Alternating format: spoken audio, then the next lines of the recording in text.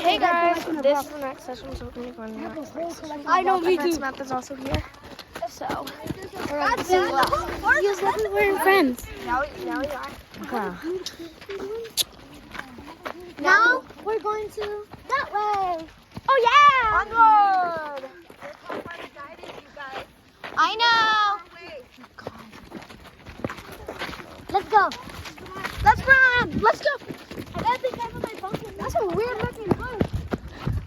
Oh my god, wait, actually, I actually need to stop running because I can actually hurt myself and fall. Yeah. I have black one.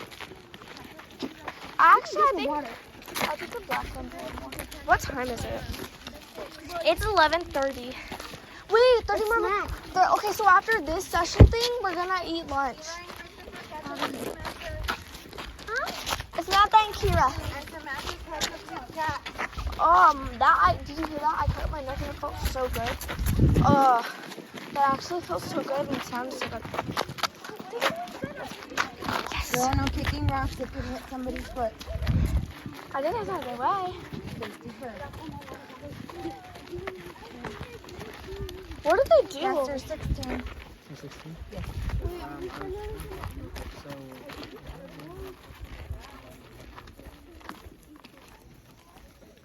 Yeah, me too.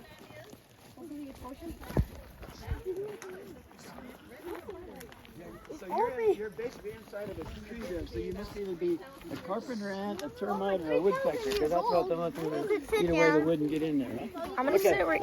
We're going to look at this thing over here first. Okay? I know. We can have your attention over here for a minute. Wait, if they want my attention over there, I'm gonna sit right here. I'm gonna sit right here. Actually, no, I'll sit right here.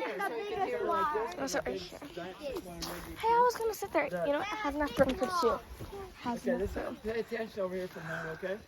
This tree was cut down in the year about 1930 at a place called Mountain Home Forest, which is about 60 or 70 miles by air that way. The sign here says 100 miles. That's if you drive. It'll take probably that much to get there. But it was cut down, and one of our guys that used to work here with a magnifying glass spent almost 2 weeks counting all the growth rings all the way back to the center and determined that it started growing about 800 AD. So it means a little over 1,000 years when this tree was cut down. And he, at various points, put things of historical significance. Right here says 1776. That's the year the Declaration of Independence was signed to form the United States. Right? And then on up, 1891 here it says, dam built forming Sequoia Lake. Now the reason they wanted a lake here, about a year before that they started logging around this area, and they set up a logging mill at a little town called Millwood, which is about 1.5 miles below the lake. If you go by road from up at Happy Gap where you came down here, it's about a 2-mile drive to where Millwood was.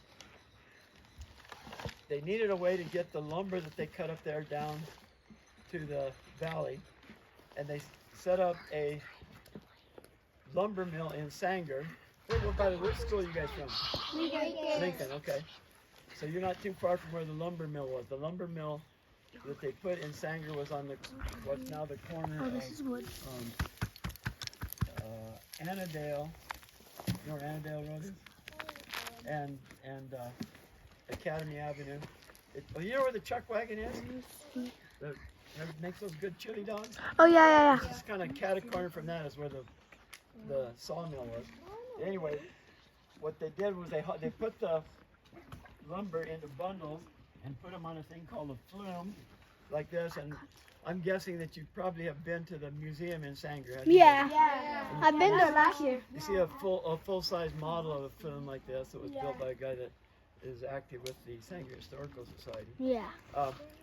The way the flume was, it was a V-shaped trough with water running down, and they put these bundles of lumber. And you see where Jan's standing over there? See that little bundle of lumber behind her? She's holding up a little metal clamp. The clamp went over the end to hold the piece of wood together. They put them in the flume and tied them in trains of about 6 or 8 so it would keep them from falling out of the flume and send them down. Also along the edge, one side of the flume, there was a 12-foot wide board that the flume herders walked along to keep the flume in good shape and water flowing and the lumber going down.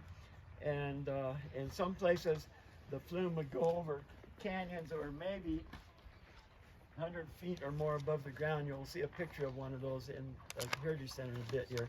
Now we want you to kind of gather around this log circle, which represents the diameter of one of the giant sequoias that they cut down.